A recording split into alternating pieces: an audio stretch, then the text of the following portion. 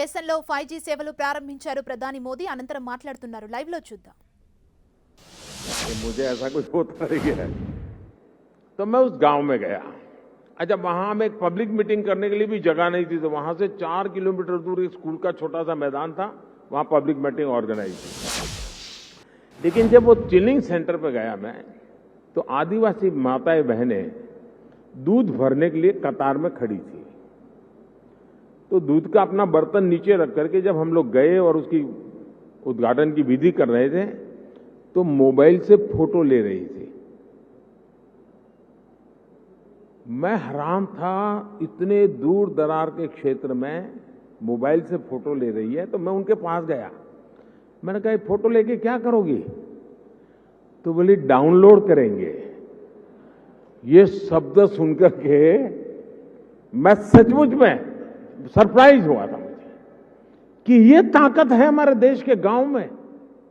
आदिवासी क्षेत्र की गरीब माताएं बहनें जो दूध भरने आई थी, वो मोबाइल फोन से अपनी फोटो ले रही थी और उनको ये मालूम था कि इसमें तो नहीं, आप डाउनलोड करवा देंगे। और डाउनलोड शब्द उनसे मुंह से निकलना, ये उनकी समझ शक्ति और नई चीजों को स्वीकारने के स्वभाव का परिचय देती है। मैं कल गुजरात में था, तो मैं अंबाजी तीर्थ क्षेत्र पे जा रहा था, तो रास्ते में छोटे छोटे गांव थे। आधे से अधिक लोग ऐसे होंगे जो मोबाइल से वीडियो उतार रहे थे, आधे से अधिक लोग। यानी हमारे देश की ये जो ताकत है, इस ताकत को हम नजरअंदाज नहीं कर सकते हैं। और सिर्फ देश के इलीट क्लास के कुछ लोगों को ही हमारे गरीब भाई बहनों पर यकीन नहीं था। आखिरकार हम डिजिटल फर्स्ट के अप्रोच के साथ आगे बढ़ने में कामयाब हुए। सरकार ने खुद आगे बढ़कर डिजिटल पेमेंट्स का रास्ता आसान बनाया। सरकार ने खुद ऐप के जरिए सिटीजन सेंट्रिक डिलीवरी सर्विस को बढ़ावा दिया। बात चाहे किसानों की हो या छोटे दुकानदारों की, हमने उन्हें ऐप के जरिए रोज की जरूरतें पूरी करने का रास्ता दिया। इसका नतीजा आज आप देख सकते हैं। आज टेक्नोलॉजी सही मायने में डेमोक्रेटिक हो गई है, लोकतांत्रिक हो गई है। आपने भी देखा है कि डिजिटल फर्स्ट की हमारी अप्रोच ने कोरोना वैश्विक महामारी के इस दौर में देश के लोगों की कितनी मदद की। दुनिया के बड़े बड़े विकसित देश जब अपने नागरिकों की मदद करने में संघर्ष कर रहे थे, खजाने में रुपये पड़े थे, डॉलर थे, पाउंड थे, सब था, यूरो था, लेकिन और देने का तय भी किया था, लेकिन पहुंचाने का रास्ता नहीं था। भारत एक क्लिक पर हजारों करोड़ रुपए मेरे देश के नागरिकों के खाते में ट्रांसफर कर रहा है। ये डिजिटल इंडिया की ही ताकत थी कि जब दुनिया थमी हुई थी, तो भी हमारे बच्चे ऑनलाइन क्लासेस ले रहे थे, पढ़ाई कर रहे थे। अस्पतालों के सामने असाधारण चुनौती थी, लेकिन डॉक्टर्स अपने मरीजों का इलाज टेलीमेडिसिन के जरिए भी कर रहे थे। ऑफिसेज बंद थे, लेकिन वर्क फ्रॉम होम चल रहा था। आज हमारे छोटे व्यापारी हो, छोटे उद्यमी हो, लोकल कलाकार हो, कारीगर हो, डिजिटल इंडिया ने सबको मंच दिया है, बाजार दिया है। आज आप किसी लोकल मार्केट में, आप सब्जी मंडी में जाकर देखिए, रेहड़ी पटरी वाला छोटा दुकानदार भी आपसे कहेगा कैश नहीं है, यूपीआई कर दीजिए। मैंने तो बीच में एक वीडियो देखा, कोई भिक्षुक भी डिजिटली पेमेंट लेता है। ट्रांसपेरेंसी देखिए। ये बदलाव बताता है कि जब सुविधा सुलभ होती है तो सोच किस तरह सशक्त हो जाती है।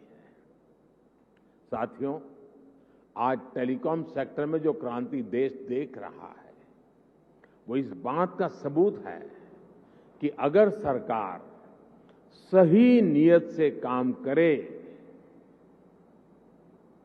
तो नागरिकों की नीयत बदलने में देर नहीं लगती है। 2G की नीयत और 5G की नीयत में यही फर्क है।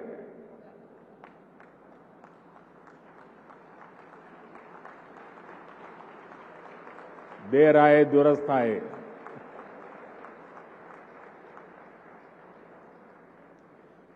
भारत आज दुनिया के उन देशों में है जहां डेटा इतना सस्ता है।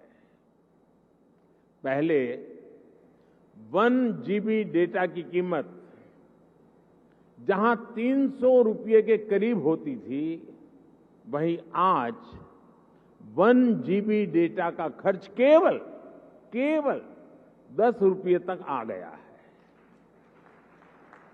आज भारत में महीने भर में एक व्यक्ति मोबाइल पर करीब एवरेज 14 GB डेटा इस्तेमाल कर रहा है। 2014 में इस 14 GB डेटा की कीमत होती थी करीब 4,200 रुपये प्रति महीना, 4,200 रुपया।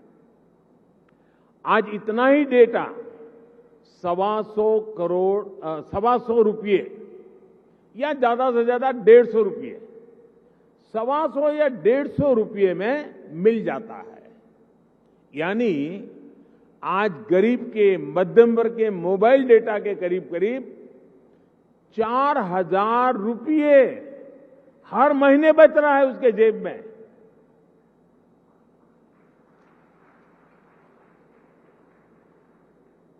हमारी सरकार के इतने सारे प्रयासों से भारत में डेटा कीमत बहुत कम बनी हुई है। ये बात अलग है, 4,000 रुपया बचना कोई छोटी बात नहीं है हर महीना।